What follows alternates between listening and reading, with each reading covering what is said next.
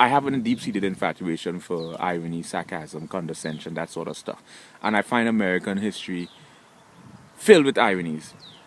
I'm not a history buff, you know. I'm not into American history. I'm not into politics, but I find there's a there's so many historical ironies, situational irony, because you know there's a clear distinction between dramatic, situational, tragic, verbal, and Socratic slash um, um, s- um, Socrates irony, right?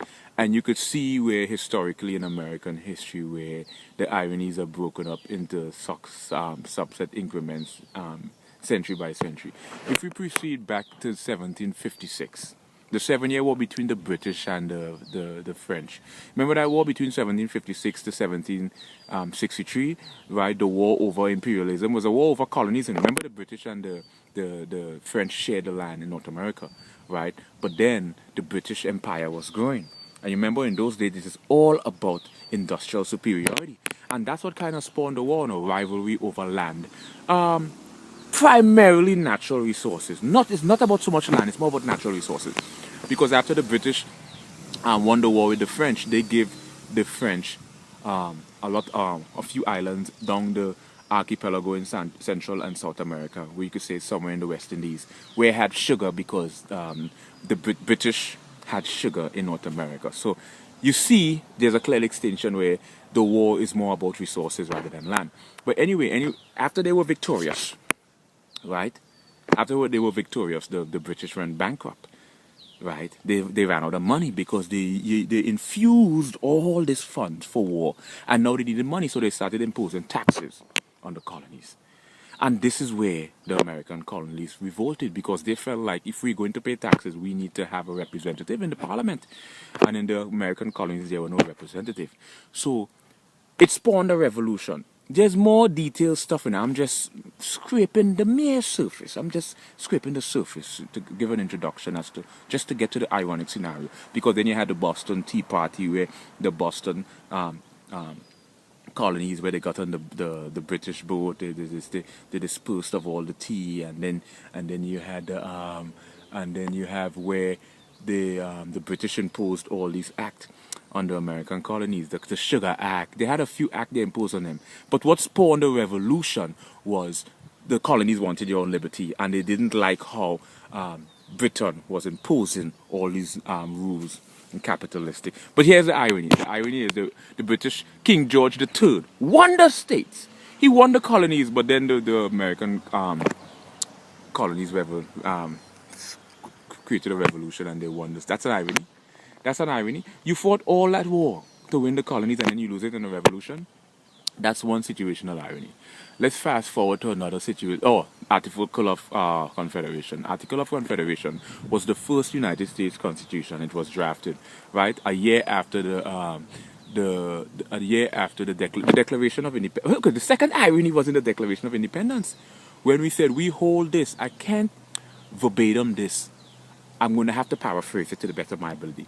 We hold that all men are created equal.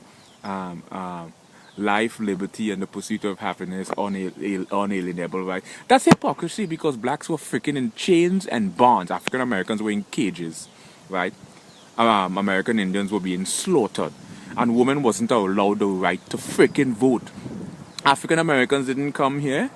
When the British were colonizing the freaking world, they went to Africa in the 1400s and they started bringing Africans from South America on the transatlantic slave trade.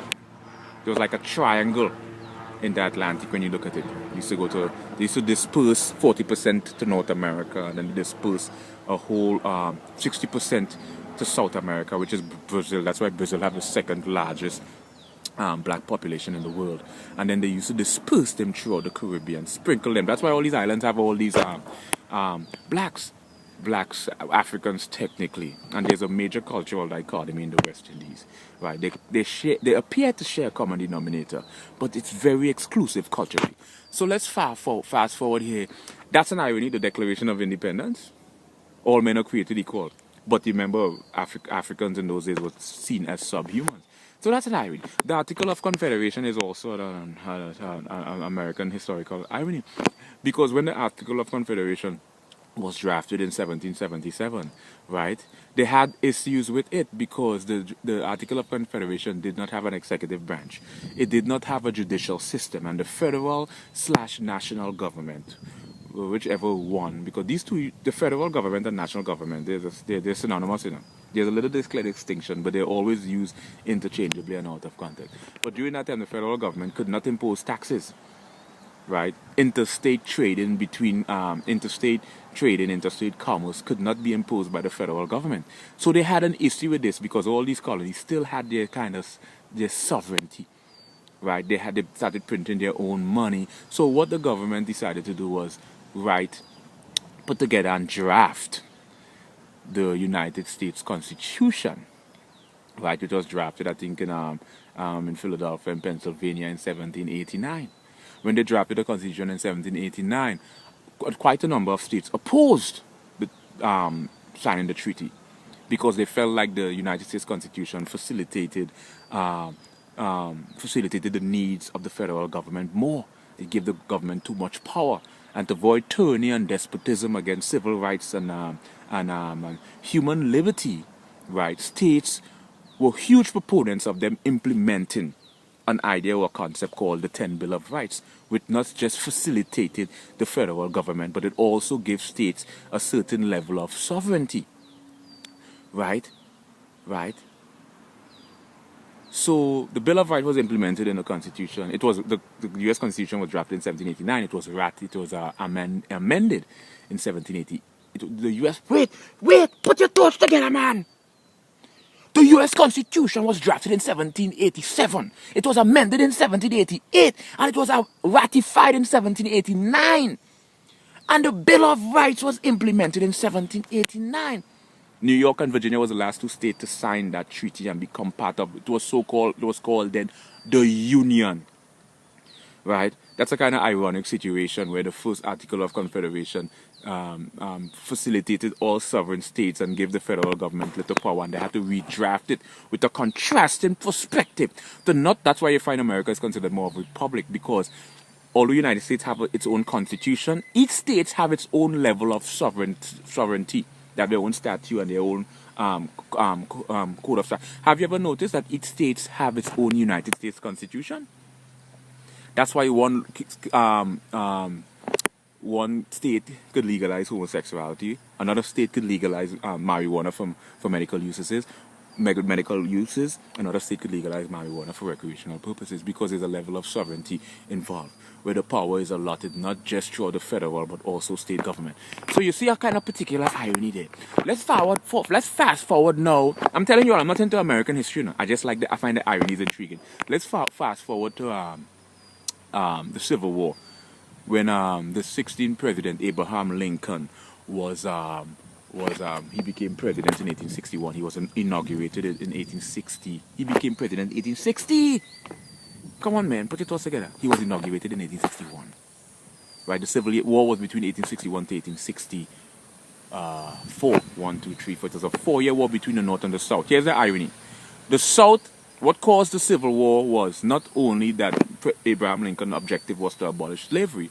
The South seceded from the Union, and they created what was called the Confederate, because the South wanted to have their own sovereign state, because the North, right, was more industrial, more advanced. But the South seceded from the Union because their economy was contingent on agriculture, so they needed slaves, right? And half of the 40 to 50% of the cotton from the South was provided for the British. That's kind of ironic, right? But here's the problem: when the South seceded from the Union, South Carolina was the first state to secede from the Union. That spawned the Civil War, because Lincoln wanted all the states to be under this federal jurisdiction. So the war started, and then the South was seeking assistance from the British to help them in the war. But the British didn't recognize the South as a country. They recognized a bunch of allotted sovereign states. But what's intriguing about the British was slavery was already abolished in 1808, 1807 to be exact, by the British. That's ironic. They were the biggest advocates, the biggest pioneers, the biggest proponents of freaking imperialism, colonialism, and slavery, and they abolished slavery in 1807 to be exact, right? How many years before slavery was abolished in the United States in 1865? You see the irony? So you're trying to sell cotton, right, to a place that abolished slavery in 1808, and you're still proponent of slavery. That's an irony. Another irony is you seeking assistance from British. These were the same people that you had a revolution with King George III to fight for revolution. This is how the Declaration of Independence in 1776 and you're seeking help from them to fight the North. That is irony. The South could not sell cotton to Britain because Britain abolished slavery and they were more industrialized, so they moved on, right? So it was a long 4-year war. Eventually the South lost the war and they ended up becoming part of the Union. Slavery was abolished in 1865. But guess what? That's another irony. It was abolished, but that's when African Americans' life became miserable, because that was the spawn of the KKK. Because when slavery was abolished, the South was pissed. Well, what do we do now? Who's gonna freaking pick the cotton and plant the corn? Anyway, I don't want to turn this into humor, This is a serious matter, man.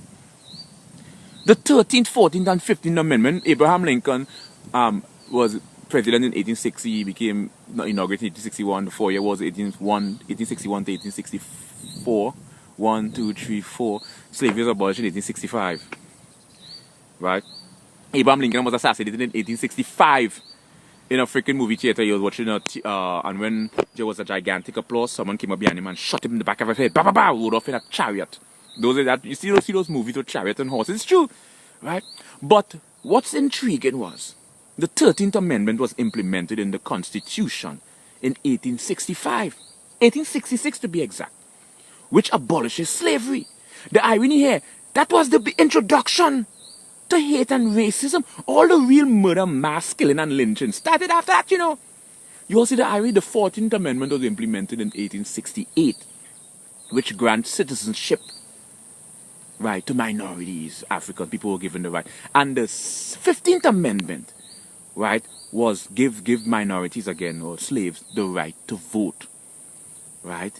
So, but here's the irony between the 13th, 14th, and 15th Amendment implemented in 1865, 1866 to be exact, 1868 and 1870. Let's fast forward to point out a huge irony. In 1909, the NAACP, which is an abbreviated term for the National Association for Advanced Colored People, which was spawned in 1909. Rosa Parks, you know who Rosa Parks was. She was part of this organization, and she was the one who refused to get off the bus. That was actually that really kind of spark, right? It brought the civil rights movement straight. It's pretty cool. That really sparked the civil rights movement, big time, right? But here's the big irony. Remember I told you about the 15 amendments would give people the right to vote, right?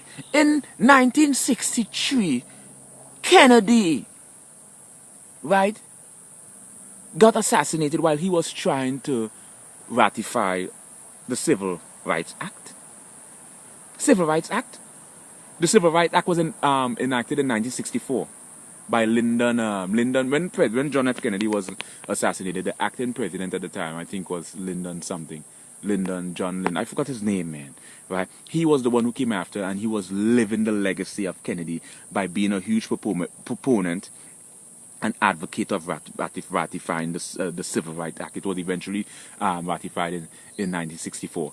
Then you had the Voting Rights Act that came just like a chain tandem of act. Civil Rights Act in 1964, the Voting Rights Act in 1965, and the Fair Housing Act in 1968, right, which devoids the discrimination against age, race, color, nationality, blah, blah, blah. So you have 1964, the Civil Rights Act, 1965, the Voting Rights Act, and 1968, the Fair Housing Act. How you can have the Voting Rights Act in 1965, right? When in 1870, the Voting Rights Act was implemented in the Constitution. You all see another big irony, right? Kennedy was assassinated in 1963. Malcolm X got assassinated in 1965, right around the Voting Rights Act. Just after the Civil Rights Act, he got assassinated. Martin Luther King was assassinated in 1968 around the Fair Housing Act, right? They all got assassinated between all the acts, right? But there's a lot of irony. There's a lot of irony in American history. A lot of irony, When the British won the war with France, they signed something called the Treaty of Paris. It was signed in Paris, an agreement between France and Britain to never